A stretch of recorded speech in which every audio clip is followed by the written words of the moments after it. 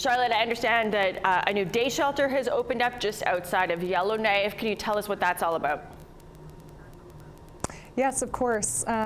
So over the last few months, there's been a lot of discussion over the need for a temporary day shelter as the winter months approach.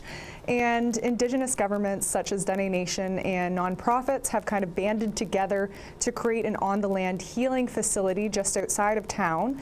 Meanwhile, in Yellowknife, a new temporary day shelter has taken shape and has opened this week, able to accommodate up to 45 people. But last night when I toured the facility, advocates really spoke to me about the need to bring those people from the day shelter in town and get them out on the land to this healing facility.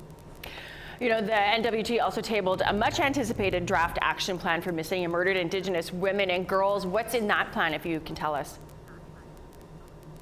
There's a lot jam-packed in this draft report. There's approximately 95 calls for action, a lot of them justice related, such as trauma-informed training and community policing services, as well as a new missing persons legislation, which is vitally needed. Currently, there's nine missing women in the territory. But the draft plan isn't 100% complete. They're going to spend the next approximately 4 months going to communities and seeing what frontline workers would like, what community leaders would like included in that plan to be released, I believe, by June of 2022. Can you tell us about the election in Dunedin as well, and what can we expect from that?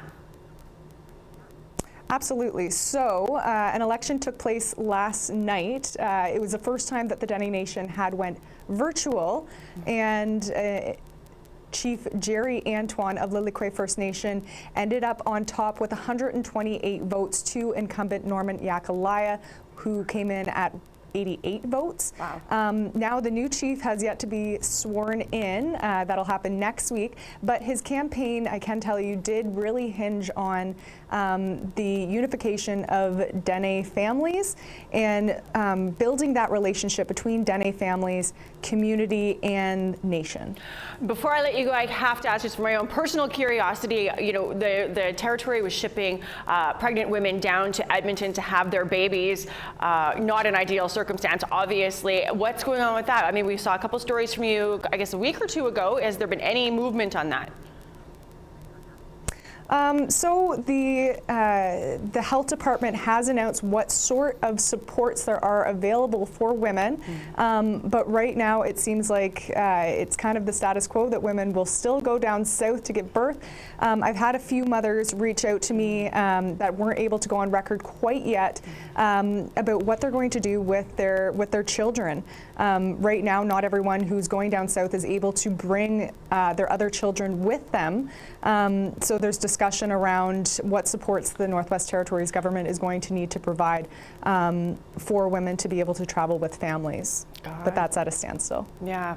Well, Charlotte, always good catching up with you. Thank you for a little roundup from the N.W.T. It was a pleasure. Thank you.